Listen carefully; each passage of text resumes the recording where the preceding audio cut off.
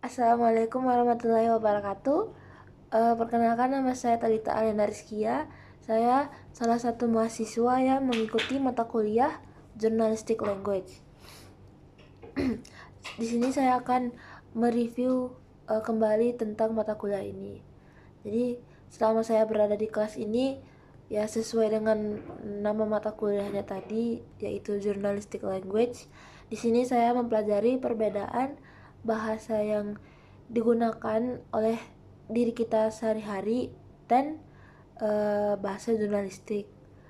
Jadi bahasa jurnalistik ini bahasa yang tidak menggunakan banyak kiasan, hanya menuliskan kembali fakta dan tidak mengandung metafora. Bahasa jurnalistik ini juga sangat lugas. Maka dari itu saya setelah masuk ke mata kuliah ini, saya jadi paham kenapa bahasa-bahasa yang digunakan oleh reporter itu terdengar sangat tegas dan tidak bertele-tele. Lalu di minggu awal itu kita berkenalan dengan topik bahasa jurnalistik secara general. Jadi topik ini yang mengenalkan saya bahwa jurnalistik itu punya bahasanya sendiri. Lalu di minggu kedua, minggu ketiga kita membahas tentang karakteristik bahasa jurnalistik itu, dan ada pula lagi tambahan materi yaitu jenis-jenis berita. Kalau untuk karakteristik, ada karakteristik yang bahasa jurnalistik miliki, namun bahasa biasa itu nggak punya. Jadi bahasa jurnalistik dia punya etika di dalamnya. Lalu kalau untuk berita itu ternyata banyak lagi jenisnya. Ada straight news, soft news, hard news, dan berbagai macam, banyak pokoknya. Lalu minggu-minggu selanjutnya itu kita mempelajari lagi lebih dalam tentang journalistic language. Ada pula kaidah pembahasan journalistic language di dalam berita tertulis. Jadi di berita tertulis itu ada teknik namanya inverted pyramid. Nah, di situ itu juga dijelaskan kenapa banyak berita di media-media jurnalistik itu menggunakan teknik tersebut. Terus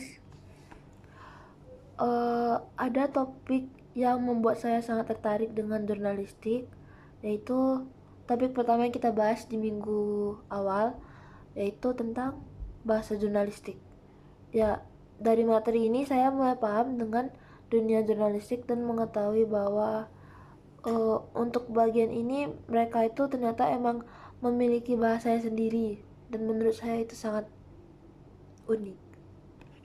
Lalu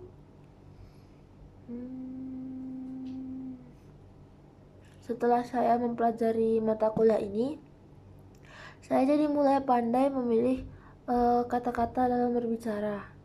Terkadang saya diminta juga untuk interview, misalnya untuk kerjaan atau buat video, konten video. Lalu berbagai macam produk media, misalnya kemarin juga kami pergi observasi ke media jurnalistik yang langsung. Jadi sebelum kami observasi ke Singgalang, kan kita sudah belajar banyak hal tentang jurnalistik.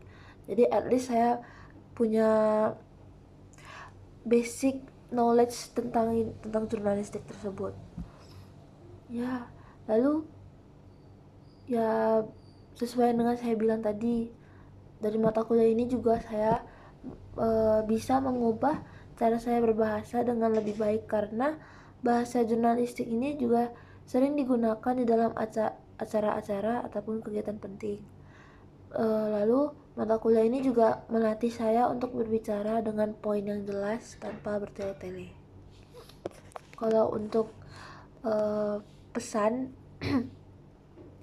saya berharap kelas jurnalistik ini selalu ada setiap tahunnya. Semoga tidak dihapus oleh departemen. Lalu kelas ini juga menyenangkan, guys. Lalu memberikan anak-anak pendidikan bahasa Inggris itu pengalaman yang baru, karena awalnya saya pikir mata kuliah ini bukan tidak termasuk di dalam KRS, tapi untungnya tetap masuk. Jadi alhamdulillah ada pengalaman baru sama ilmu baru juga. Lalu kalau untuk kesan yang ingin disampaikan, saya benar-benar tidak menyesal memilih mata kuliah ini.